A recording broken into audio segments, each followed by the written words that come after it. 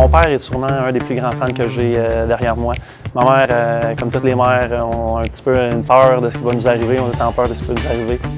Je suis l'adjudant Steve Ouimet, le second en commandement pour l'équipe des Skyhawks. Lorsqu'on sort de l'avion, on se sent comme un oiseau. Tout est bruyant lorsqu'on sort, quand on déploie notre parachute par la suite, le silence se fait. Puis après ça, j'amène mon bureau sur la voilure parce qu'après ça, il y a beaucoup de travail qu'on a à faire pour faire toutes les formations qu'on a à faire cette année.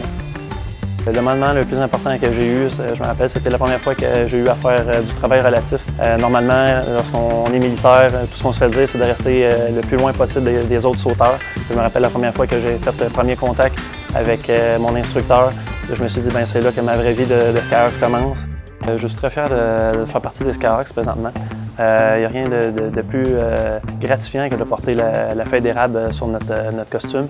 Puis il n'y a rien de plus plaisant aussi que de rencontrer du monde à travers notre pays, aller leur rendre visite, avoir une bonne communication avec les gens au sol. Puis cette année, mon but, c'est de pouvoir amener mes enfants pouvoir venir voir mon show. Puis le voyagement fait partie de notre tâche, puis il faut voyager pour aller rencontrer toutes sortes de personnes et visiter toutes sortes de pays aussi dans le Canada.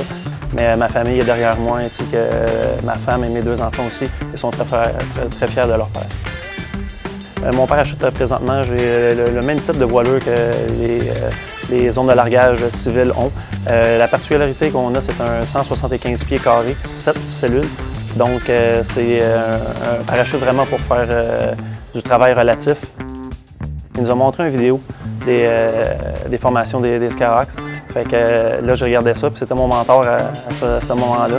Fait que j'ai dit, ben si mon mentor est capable de faire mon but dans ma carrière, ça va être de faire comme lui et d'atteindre mon rêve, ce qui est arrivé cette saison et que j'ai enfin accompli mon rêve.